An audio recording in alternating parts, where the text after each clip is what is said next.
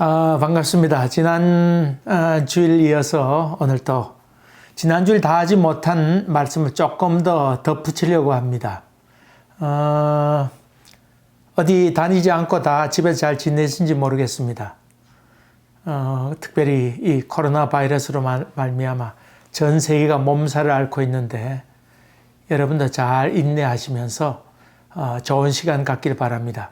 여러분이 알다시피 제 페이스북이나 블로그에 글을 계속해서 올리고 있으니까 여러분도 글을 읽으면서 좋은 시간 되기를 간절히 바랍니다. 며칠 전에 올렸던 3월 주일 설교 말씀 다시 한 번 더 봉독합니다. 내가 율법이나 선자를 폐하러 온 줄로 생각하지 말라. 폐하러 온 것이 아니요 완전하게 하려 함이라. 마태복음 5장 17절 말씀입니다. 여러분 지난번 동영상 어땠는지 모르겠습니다만은 오늘 계속해서 좀 더 말씀드리려고 합니다. 지난주에 예수님께서 이 땅에 오신 이유에 대해서 예수님은 하나님의 마음을 알리기 위해 오셨다 하는 말씀으로 전했습니다. 법이 있습니다만은 법 정신을 잃어버린 많은 사람들에게 이들에게 법의 정신이 무엇인지 율법의 이유가 무엇인지 거기에 대해서 예수님께서는 설명했다는 말씀을 들었습니다. 세월이 흘러서 율법이 뼈와 껍데기만 남게 되었는데 여기에 주님께서 오셔서 거기에 살을 붙이시고 생명을 불어넣으셨다. 그렇게 보시면 아마 더 이해가 잘 되리라 생각됩니다. 예수님께서는 안식일에 이삭을 패셨고 그것도 씹기도 하셨고 또 안식일날 병고침을 또 행하기도 하셨습니다. 사람들은 다 예수 그리스도가 율법을 파괴하러 온 사람이라 그렇게 여기게 되었는데 여기에 대해서 예수님은 아니다. 거기에 대해서 변명하고 변증하고 있는 것이 마태마가 누가 요한 사복음서인 것을 우리가 알 수 있습니다. 특별히 요한복음 8장에 보게 되면 매우 감동적인 사건, 여러분이 잘 아는 사건이 나옵니다. 가늠하다가 현장에 불려왔던 여인에 관한 이야기입니다만은 이때 왔던 사람들은 아무나 온 것 아닙니다. 요한복음 8장에 보게 되니까 거기에 나왔던 사람들의 모습에 대해서 기록되어 있는데 그것은 여기 요한복음 8장에 있는 말씀 것처럼 서기관과 바리새인들이 음행 중에 잡힌 여자를 끌고 와서 가운데 세우고 이렇게 기록되어 있습니다. 그러니까 이 음행한 연고로 붙잡혀온 여인을 붙들고 온 사람들은 일반 사람들이 아니었던 것 같습니다. 예수님께서 어떻게 행하느냐, 또 율법을 이 사람이 어떻게 어기느냐, 그것 올무를 잡기 위해서 이 사람들이 왔습니다. 지금까지 여러분은 아마 일반 사람들이 현장에 가늠하다 범행을 하다가 붙들러 온 사람이라 알고 있는 것 같지만은 아니고 사실은 여기 잡고 온 사람들은 서기관과 바리새인이었다고 성경은 얘기합니다. 어떻게 하면 이 사람이 법을 지키는가 지키지 않는가. 여기에 대해서 예수님은 한 영혼에 대한 깊은 사랑을 얘기하고 있습니다. 본문이 얘기하려고 하는 것은 예수는 누구냐? 그 누구에 대해서 용서의 능력이 있는 분이시다. 우리가 믿는 예수 그리스도, 메시아 그분, 하나님의 아들 예수 그리스도 그분은 용서할 수 있는 능력이 있는 분이시다. 그것을 얘기합니다만은 거기에 덧붙여서 얘기하는 것이 있습니다. 소위 얘기해서 영혼이 없는, 사랑이 없는 율법자가 거기에 율법주의자들이 대두하게 되고 여기에 가늠한 현장에 붙들려온 여인 앞에 서 있는 예수 그리스도, 이게 살과 피, 영을 불어넣어서 생명을 부어주시는 예수 그리스도, 그분이 여기에 등장하고 있는 모습을 보게 됩니다. 사랑 없는 이 율법주의자들, 살벌하고 잔인한 모습으로 돌을 들고 나타났습니다마는 여기에 반대로 예수님의 모습은 그 깊은 사랑의 모습으로 나타나 있습니다. 여기에 율법의 본래 모습이 무엇인가? 이 율법주의자들, 바리새인과 서기관들은 어떻게 하면 돌로 칠까? 법을 어겼다 안 어겼다 하는데 초점을 두고 있습니다마는 예수님은 그 초점을 넘어서서 본래 의도한 바가 무엇인가 하는 것을 성경은 지금 얘기하고 있는 것을 보게 됩니다. 참 감격적인 이야기입니다. 우리가 예수 그리스도의 사명을 얘기하게 될 때 구원이다, 우리가 예수 믿게 되면 구원받는다 하는 얘기를 많이 합니다. 이 구원받는다 하는 말을 달리 표현한다고 하면 율법 아래 얽매여 있는 인간에 대해서 예수 그리스도께서 오셔서 자유함을 주셨다, 이것을 달리 얘기하면 구원이라 얘기할 수 있습니다. 물론 죽음 이후에 우리가 구원받는 것, 궁극적으로 우리가 죽음 다음에 구원받는 것, 그것이 없다고 그러면 우리의 삶이 무슨 의미가 있겠습니까? 당연한 말씀입니다. 그러나 또 한 가지 또 알 것이 있습니다. 현실의 삶에 있어서 지금 우리가 살아가는 일들에 대해서 모든 우리를 얽매이게 하는 것으로부터의 자유함, 이것도 우리에게는 구원이라고 얘기할 수 있습니다. 예수 그리스도께서 오셔서 그의 사역을 하시고 그리고 십자가 지기까지 걸어가셨던 이 모든 싸움은 율법으로 얽매여 있는 모든 세력들과의 싸움이었다 볼 수 있겠고, 이런 모든 세력을 통해서 그것과 싸우면서 자유케 하시는 예수 그리스도의 능력, 참으로 하나님의 아들이었다, 이것을 설명한 것이 바로 성경이라 얘기할 수 있습니다. 그러므로 예수님께서 가시는 곳곳마다 예민하게 반응하셨는데 그것은 바리새인과 서기관들과의 만남이었습니다. 바리새인과 서기관들의 첨예하게 부딪히면서 부단히 싸웠던 모습이 성경에 기록되어 있습니다. 물론 예수님도 그렇게 공격적으로 저들에게 대했습니다마는 반대로 이 바리새인과 서기관들도 부단히 예수 그리스도에게 시비를 걸어왔던 것을 보게 됩니다. 마태복음 22장 34절부터 나와 있는 말씀 가운데에 어느 계명이 크냐 하는 질문이 거기 나옵니다. 율법사가 오고 또 바리새인들이 왔습니다. 그 이유는 이 예수님께서 사두개파 사람들을 그냥 말씀으로 물리쳤다 하는 것을 전해 듣고는 아마 뭔가를 더 알고 싶어서 왔던 것 같습니다. 사두개파 사람들하고 바리새파 사람들은 좀 반대적인 입장이었고, 천국이 있다 없다 문제로 저들과 싸우던 사람이었고, 천사의 존재 유무에 대해서 저들은 반대 뜻을 갖고 있었던 사람이니까 예수님께서 사두개파 사람들을 그저 물리쳤다, 그 말씀으로 넉넉히 이겼다 하는 소문이 퍼지게 되니까 저 사람들은 우리 편이겠거니 아마 생각하고 온 것 같습니다.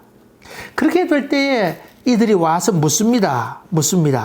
마태복음 22장 3, 4절에 예수께서 사두개인들로 대답할 수 없게 하셨다 함을 바리새인들이 듣고 모였는데, 그 중에 한 율법사가 예수를 시험하여 묻되, 선생님, 율법 중에서 어느 계명이 크니까? 이 율법사가 묻는 것은 늘 계명이 뭡니까? 뭐 어떤 계명이 큽니까? 이들의 관심은 계명이었습니다. 여기에 대해서 예수님께서는 내 마음을 다하고 목숨을 다하고 뜻을 다하여 주 너의 하나님을 사랑하라 하는 것이고, 그것이 첫째 계명이고, 둘째는 그와 같으니 내 이웃을 내 몸같이 사랑하라 하는 것이었다. 그렇게 말씀하십니다. 예수님께서 이 한 질문, 한 대답, 이 대답은 율법이 어느 것이 크냐 작으냐 하는 것에 대한 대답이 아니었습니다. 예수님께서 하신 말씀은 하나님의 사랑과 이웃에 대한 사랑이라고 얘기하지만은 사실은 너희들이 잊어버리고 있는 율법의 중요한 것을 잃어버리고 있는데 바로 그것이 사랑이다. 그것을 얘기하는 것이 바로 예수님께서 하시고자 하는 말씀입니다. 생명 없는, 사랑 없는 그런 모습에 대해서 지적하고 있는 모습이 바로 그런 모습입니다. 이 사랑 없이 저들은 율법을 완성을 이룰 수 없다고 하는 생각을 갖게 된 것이 바로 예수님이고, 이것을 실천하는 것이 올바른 신앙이다. 그것을 얘기하고 있습니다. 당시 율법은 참으로 모순이 많았습니다. 안식일에 그 동물이 강이나 물인데 빠졌다고 해봅시다. 이 사람들은 달려가서 이 동물을, 양이나 아니면 염소를 끄집어 올려서 잘 살려두고 넉넉히 편안하게 갈 수 있도록 그렇게 한 다음에 돌아왔습니다. 안식일에 이 일을 행했다 할지라도 이것은 죄가 되지 않았습니다. 안식일에 범한 것이 되지 않았습니다. 물에 빠진 염소와 양을 건져냈다고 하는 것은 그 안식일에 일한다고 하는 법의 예외 상황이었습니다. 근데 만약에 사람이 물에 빠지거나 아니면 강물에 빠지거나 하면 건져내는 것은 당연한 것이었습니다만은 그러나 그 사람 치료해 줘야 될 의무까지는 지지 않았습니다. 만약에 이 사람이 생명을 건졌지만은 많이 위급하다 할지라도 생명을 건지는 일까지만 해야 됐지. 그 사람을 더욱더 치료하는 일은 올바른 것이 아니었고 안식일을 범하는 일이었습니다. 이런 의미로 본다 그러면 안식일에 행했던 일은 동물은 살리고 치료해도 되지만은 인간은 치료에까지는 해당되지 않는다. 이런 모순된 법을 발견할 수가 있습니다. 다시 말하면 이 안식일의 율법은 동물보다도 사람이 더 가치 없게 느껴지게 됩니다. 이런 모습을 보셨던 예수님께서는 바리새인과 서기관들을 향하여 분노하시게 된 장면이 많이 나오게 됩니다. 그래서 예수님께서 내가 안식일의 주인이라고 하는 말씀을 하게 됩니다. 아마도 오늘 본문에 있는 말씀, 마태복음 그 5장에 있는 말씀을 좀 더 구체적으로 더 잘 설명하고 있는 부분이 있다고 하면 마태복음 23장에 나와 있는 말씀일 것입니다. 거기에는 7가지 칠화 사건이 나옵니다. 이 칠화 사건이라고 하는 것은 7가지 화를 묶어두는 것이다. 그렇게 볼 수 있습니다. 7가지 화 있을진저 그렇게 얘기하고 있습니다. 아마도 이 화 있을진저 그렇게 마태가 예수님께서 이곳저곳에서 사실 말씀을 묶으면서 편집하면서 아마 그 마음 가운데 큰 통쾌감도 느꼈을 것입니다. 그 마음에 예수님이야말로 이런 분이시다. 그냥 평화롭고 사랑이 넘치는 그런 분만 아니고 그는 분노하시고 이 생명 없는 사람들에 대해서 화를 내시고 저주하셨던 분이시다. 아마 그런 면에서 이 마태는 아주 마음에 미소를 지으면서 그 글을 쓰고 편집하지 않았을까 그렇게 생각합니다. 한번 보십시다. 마태복음 23장 보게 되면 4절부터 또 무거운 짐을 묶어 사람의 어깨에 지우되 자기는 이것을 한 손가락으로 움직이려 하지 아니하며 그들의 모든 행위를 사람에게 보이고자 하나니 곧 그 경문띠를 넓게 하며 옷수를 길게 하고 잔치의 윗자리와 회당의 높은 자리와 신앙에서 문안하는 것과 받는 것과 사람에게 락비라 칭함을 받기를 좋아했다. 그런 말씀을 처음에 기록하고 있습니다. 이 문제가 있습니다. 그것은 뭐냐면 이 바리새인과 서기관들은 사람에게 보이려고 하다 보니 저들은 생명력을 다 잃어버리고 말았습니다. 뿐만 아닙니다. 이 바리새인과 서기관들은 어디 앉기를 좋아했냐면 신앙에서 문안받기를 좋아하고 랍비라 칭함을 받기 좋아했다. 그런 말씀이 나옵니다만은 이 사람들은 랍비나 아니면 서기관과 바리새인이라고 하는 것에 대해서 아마 직업적인 계급의식으로 생각했던 것 같습니다. 거기에 대해서 지도자는 한 분이시다. 그리고 너희는 저들의 친구가 된다. 그것을 얘기하고 있습니다. 그리고 너희는 섬기는 자가 된다. 다시 말하면 계급이 아니고 똑같은 사람으로 살아가야 된다. 그것을 여기서 얘기하고 있습니다.